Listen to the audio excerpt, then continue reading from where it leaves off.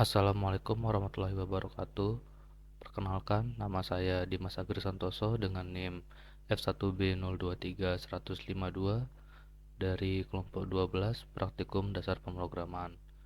Dan pada kesempatan kali ini saya akan menjelaskan tentang hmm, laporan modul 1 yang berjudul Pengetahuan Dasar Pemrograman.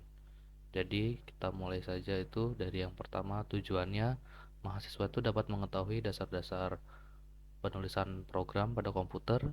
Mahasiswa juga yang kedua, mahasiswa dapat memahami struktur bahasa C++.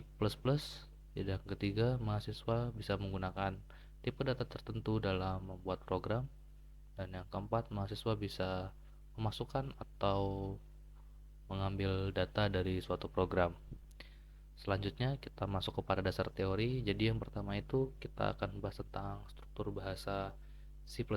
Jadi yang pertama itu ada komentar. Nah, komentar ini itu biasanya diawali dengan dua garis miring, di mana fungsi dari komentar tersebut itu adalah untuk menandai atau memberikan penjelasan terhadap suatu program atau skrip. Jadi misalkan saja ada garing 2, garis miring lalu diikuti dengan kata-kata, itu termasuk komentar, dan komentar ini tidak akan dieksekusi oleh program. Jadi dia itu hanya bisa dikatakan sebagai note atau catatan untuk kita mengetahui, untuk memudahkan kita dalam menulis skrip ya. Jadi kita bisa mengingat, katakanlah apabila kita membuat mendeklarasikan tipe data tertentu, kita bisa tambahkan komentar untuk menandainya agar kita ingat. Nah, setelah itu ada include IOStream. Itu berfungsi sebagai header atau library. Jadi biasanya itu uh, include IOStream itu ditulis dengan tanda pagar di awal. Jadi pagar include, ada kurung yang kayak gini, itu IOStream. Nah, itu fungsinya itu untuk sebagai header atau library-nya. Nah, setelah itu kita masuk ke fungsi utama. Fungsi utama itu biasanya ada in main ya, atau fungsi utama. Nah, disinilah tempat kita menulis program C++ yang dimana nanti program itu akan dieksekusi. Nah, setelah itu kita masuk ke tipe data. Jadi ada beberapa tipe data ya. Jadi itu ada tipe data dasar ya. Tipe data biasa itu ya seperti integer, itu tipe data bilangan bulat dari kata dari misalkan min 1, min 2, min 3, terus 0, 1, 2, 3, 4 dan seterusnya. Jadi int atau integer itu adalah tipe data yang berisi bilangan bulat. Nah, kedua itu ada float atau double. Nah, di mana float atau double itu dia adalah bilangan desimal. Nah, float sama double ini kan sama-sama bilangan desimal. Yang membedakan mereka itu adalah jumlah digit angka di belakang koma. Kalau float itu hanya ada dua angka di belakang koma, sedangkan double itu lebih dari dua angka di belakang koma. Selanjutnya itu ada char atau karakter. Jadi ini tuh adalah tipe data yang di dalamnya ada semua huruf alfabet, tanda baca maupun karakter-karakter spesial. Biasanya itu ditulis di antara dua tanda petik tunggal. Contohnya misal kita mau masukkan A terus logo dolar, itu bisa ya jadi hanya dengan tanda petik tunggal, bukan petik dua, petik tunggal gitu. Selanjutnya itu ada juga tipe data boolean atau logika. Nah, tipe data ini tuh hanya ada dua nilai, yaitu true atau false. Nah, selanjutnya itu ada tipe data bentukan ya. Jadi tipe data bentukan ini tuh tipe data yang dibentuk dari tipe dasar dengan tujuan untuk mempermudah programmer dalam membuat script. Contohnya itu seperti array, terus struct, dan lain-lain gitulah. Nah, setelah itu ada juga tipe data abstrak yang dikenal sebagai abstract data type. Itu adalah mode data yang menyempurnakan tipe data dengan cara mengaitkannya dengan fungsi-fungsi tertentu. Jadi ya saya rasa seperti itulah untuk tipe data. Dan selanjutnya itu ada flowchart. Oke, jadi kita akan jelaskan flowchart setelah ini.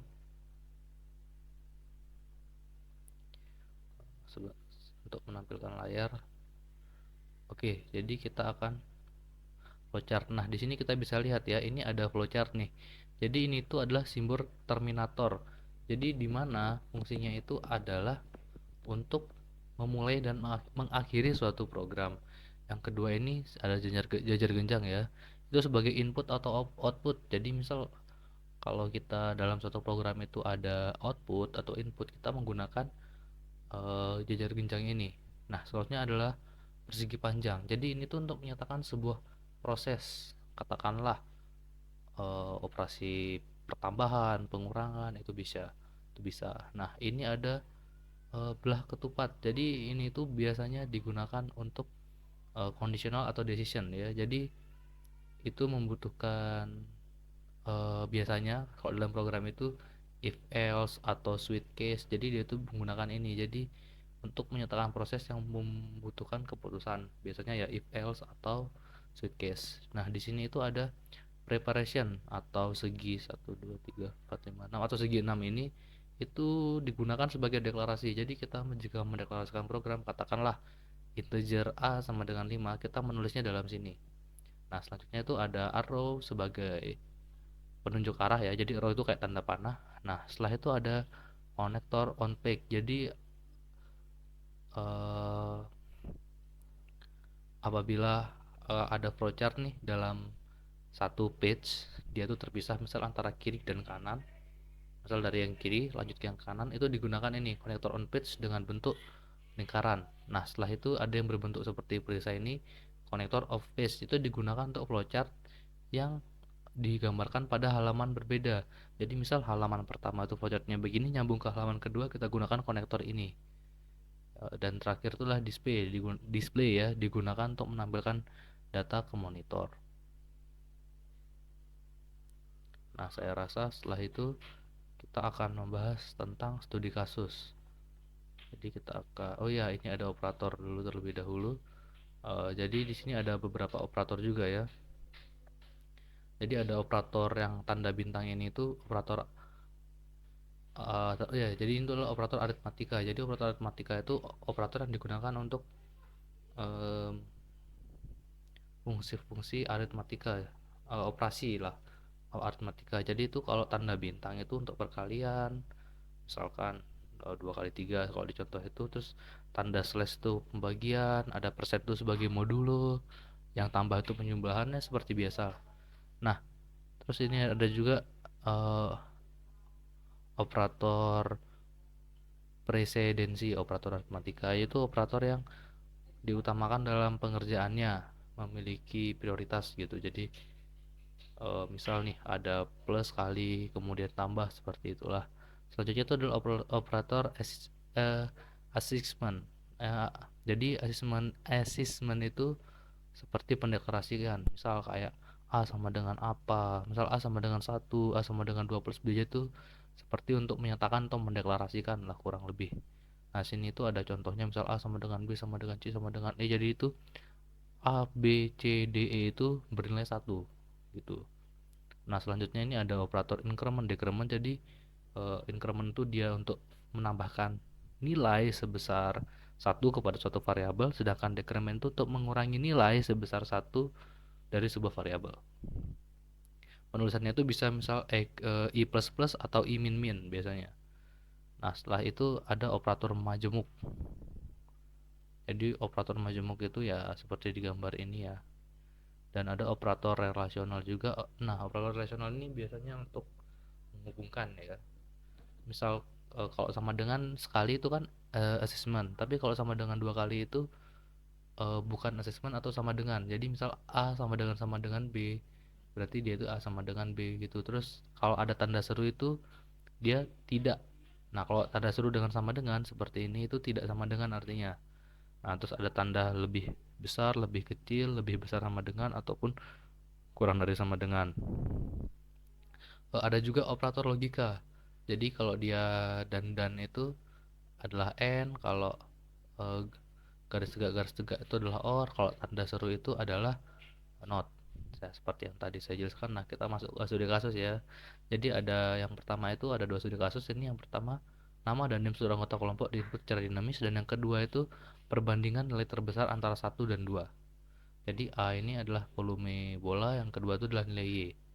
Kita lanjut ke flowchartnya. Jadi untuk seperti yang saya jelaskan tadi ya, flowchart itu dimulai dengan eh, ini terminator. Jadi dimulai dengan start, setelah itu kita deklarasikan variabelnya, ada nama 1, nama 2, nama 3 sampai nama 7. Begitu juga dengan name-nya, name 1 sampai dengan name 7. Nah, setelah itu ini tanda jajar genjangan ini adalah input nama dan nim semua anggota. Nah, ini dia ada proses nih menganalisis nama yang anggota telah diinput, setelah itu ditampilkan lagi nih seperti pada flowchart nih menggunakan eh, jajar genjang. Nah, diakhiri juga dengan terminator. Dan ini untuk flowchart yang kedua ya. Jadi kita mulai dengan terminator, setelah itu kita deklarasikan variabel, kita masukkan input nilai nim ketua. Nah, ini dia proses aritmatika ya. Radius sama dengan diameter dibagi 2. Setelah itu kita tampilkan nilai dari radius. Nah, setelah itu kita masukkan nilai pi dan nilai radius tadi, diproses lagi nih melalui volume. Nah, setelah itu kita tampilkan lagi nih hasil volume dari bola. Setelah itu kita diminta lagi untuk masukkan nilai A, nilai B, dan nilai C. Nah, ini tuh ada Y sama dengan SQRT 6 dikali nilai B pangkat 3 ditambah nilai C pangkat 0 dibagi 4 dikali nilai A. Jadi inilah proses lagi, tampilkan hasil. Nah, setelah itu P sama dengan volume lebih besar daripada Y, tanda tanya volume titik 2Y. Jadi itu untuk membandingkan mana volume yang lebih besar. Jadi setelah itu kita tampilkanlah volume yang lebih besar, lalu program selesai. Jadi ini skripnya ya, nanti akan saya jelaskan di analisa. Ini skripnya, bisa kita lihat. Nah, ini dia hasil runningnya nih. Ini yang saya inputkan secara dinamis. Setelah diproses dia akan menjadi seperti ini. Seperti ini Dimas Agri Santoso dengan NIM-nya, begitu juga dengan ininya. Nah, setelah itu ini yang kedua. Ini ada volume bola, masukkan 2 digit terakhir gini. Ini dia nih yang tadi itu hasil runningannya. Dan setelah itu kita masuk ke analisa. Saya rasa analisanya kita langsung dari ini saja biar enak ya. Jadi ini dimulai dengan header. Ini ada include iostream sebagai library-nya. Setelah itu ada using namespace std. Ini tuh fungsinya agar kita tidak menuliskan std pada cout atau cin-nya. Nah, ini ada in main. Nah, string nama ini sampai nim 7 ini itu adalah deklarasi variabel. Jadi dengan variabel ada nama 1, nama 2 sampai nama 7 dengan tipe data string. Begitu juga dengan nim 1 sampai nim 7 dengan tipe data string. Selanjutnya itu ada cout atau yang berfungsi untuk menampilkan teks atau pesan yang berisi yang dalam titik 2 ini. Jadi apa yang ditampilkan pada terminal nanti itu kata-kata yang di dalam tanda petik 2 ini, yaitu masukkan nama ketua kelompok. Sini kita gunakan getLine, itu sin nama 1. Jadi getLine itu fungsinya untuk mengambil uh, kalimat itu satu baris. Jadi dia itu nggak per karakter, nggak per kata. Jadi fungsinya untuk ngambil satu kalimat secara langsung, jadi lebih efisien. Jadi misalkan kalau kita gunakan CN biasa, dia itu hanya ngambil katakanlah Dimas Agri Santoso. Kalau CN biasa dia hanya ngambil Dimas, tapi kalau kita gunakan getLine dia akan ngambil Dimas Agri Santoso. Nah, begitu juga di bawahnya ya. Nah, ini dia komentar nih, getLine digunakan agar nama yang diinput bisa dispasi. Jadi sampai spasi-spasinya juga masuk ya. Nah, sama juga seterusnya, fungsinya sama, cuman bedanya itu adalah di variabelnya. Jadi variabel ini tuh adalah tempat menyimpan nilai yang kita masukkan itu nanti, gitu loh. Nah, setelah itu di sini adalah si out lagi nih, dimana dia akan menampilkan list nama dan nim ketua kelompok 12. Nah, di sini ada nama ketua kelompok, kita panggil nama 1, katakanlah Dimas Agri Santoso, nline. Nah, nline itu fungsinya untuk enter atau baris baru. Nah, begitu juga seterusnya sama. Nah, kita masuk di uh, yang kedua. Ini ada include iostream itu sebagai library lagi, dan header ini ada include cmet, itu fungsinya untuk kita gunakan SQRT nanti. Jadi untuk operasi matematika. Ini using namespace std sama kayak tadi agar kita tidak gunakan std pada sein dan cout-nya. In main ini fungsi utama tempat kita mengeksekusi. Dan ini ada deklarasi variabel, yaitu integer nim ketua, integer nilai A, nilai B, dan nilai C, float nilai P sama dengan 3,14, double radius volume Y dan P. Nah, pertama kita gunakan untuk menghitung nilai bola nih. Jadi ini si outnya itu kita ada satu volume bola, itu diminta masukkan 2 digit NIM terakhir ketua kelompok. Nah, di C-in ini itu NIM-nya kita masukkan 52 tanpa spasi ya, jadi 52 tanpa spasi. Nah, baru kita di sini itu ada proses atau rumus untuk menghitung radius ya, dimana NIM ketua dibagi 2. Nah, setelah itu di sini ada siot lagi, radius sama dengan diameter dibagi 2. Nah, di sini adalah rumus volume bola, yaitu volume sama dengan 4 kali nilai pi dikali power itu adalah artinya itu perpangkatan gitu. Radius 3, artinya radius itu dipangkatkan 3 gitu.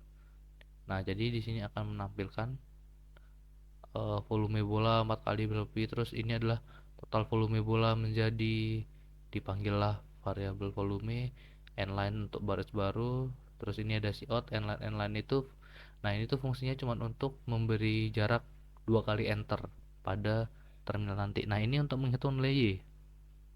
Jadi itu pertama kita ya seperti biasa masukkan satu digit NIM terakhir ke kelompok, Cin nilai A. Jadi nanti yang diinputkan itu disimpan dalam variabel nilai A atau nilai underscore A. Terus ini, nah ini dia itu adalah increment. Jadi misal fungsinya itu untuk pertambahan. Jadi misalkan satu digit NIM terakhir saya adalah 2. Apabila kita increment kan, maka nanti nilainya akan berubah menjadi 3. Nah, setelah itu kita masukkan juga nilai B di sini, karena di cout ini itu untuk menampilkan teks berupa masukkan nomor kelompok Anda. Sini kita masukkan nilai B. Nah, ini itulah decrement. Fungsinya itu untuk mengurangi nilai. Katakanlah saya kelompok 12, lalu kita proses decrement, dia akan berubah menjadi 11 karena dikurangi 1 tadi kan. Setelah itu ada cout, masukkan 2 digit terakhir tahun angkatan. Nah, di sini tidak ada. Nah, di sini ada proses aritmatika juga. SQRT itu adalah akar. Jadi akar dari 6 dikali nilai B pangkat 3, POW ini kan, jadi nilai B pangkat 3 ditambah dengan nilai C pangkat 0 dibagi dengan 4 kali nilai A. Nah, jadi ini adalah cout untuk menampilkan. Nah, begitu juga sama dengan Y akar kuadrat dari 6 ini adalah untuk menampilkan. Di sini kita panggil nilai B. Setelah itu kita gunakan tanda petik lagi untuk memasukkan karakter gitu. Jadi bisa dinamis. Jadi misal ini tanda nih, jadi ini ada pesan ditampaikan kan. Jadi nanti 6 kali berapa nilai B yang dianukan, setelah itu akan dipangkatkan dengan 3, lalu si pangkat 0/4 dan seterusnya. Nah, di sini itu ada P. P itu adalah untuk memproses, untuk membandingkan nilai mana yang terbesar gitu loh, apakah volume atau Y. Nah, di sini adalah si outnya ya, atau yang tampilkan. Jadi nilai terbesar dari hasil perbandingan soal 1 dan soal 2 adalah kita panggil nilai P. Jadi nanti tergantung daripada rumus yang dimasukkan di sini. Nah, return 0 itu adalah untuk mengembalikan nilai 0 atau mengakhiri sebuah program karena dia tidak memiliki nilai kembali. Nah, inilah hasil running yang tadi itu, ini juga hasil running yang tadi itu nih kalau kita inputkan nilainya. Setelah itu kita masuk pada kesimpulan. Nah, jadi yang pertama itu ada aturan dasar penulisan program komputer, yaitu kita deklarasikan dulu masalah atau kasus yang akan dibuat dalam buat satu program. Kita inputkan data-data, lalu kita tulis itu. Setelah itu kita tentukan solusi masalah dari kasusnya. Nah, cara menyelesaikannya itu kita dapat memilih algoritma untuk menghindari kemungkinan kesalahan dan menjalankan program. Setelah itu kita lakukan dengan menguji program. Nah, yang kedua itu struktur dari C++ itu ada sintaks yang mewakili seluruh dari bahasa C++, seperti ada komentar yang tentang keterangan, ada preprocessor directive atau include ini ya headernya. Terus ada juga fungsi utama yaitu in main. Terus cara penulisannya kita harus gunakan. Jadi misal in main, setelah itu kita tulis kurung kurawal ya di sini, dan diakhiri juga dengan kurung kurawal. Terus di sini ada penggunaan tanda koma, penggunaan tanda titik koma untuk mengakhiri setiap line dalam script. Nah, setelah itu juga ini ada tipe data nih untuk mempresentasikan atau menjelaskan kegunaan sebuah nilai dalam program. Ini ada bilangan bulat integer, ada decimal, ada desimal atau ada float, ada juga double. Ini juga ada logika, ada boolean yang berlainnya true or false, dan yang terakhir itu untuk memasukkan data kita gunakan instruksi cin, dan untuk mengambil data kita gunakan instruksi cout, dan di sini adalah daftar pustakanya. Dan saya rasa itu saja yang bisa saya sampaikan pada kesempatan kali ini. Mohon maaf apabila ada kekurangan.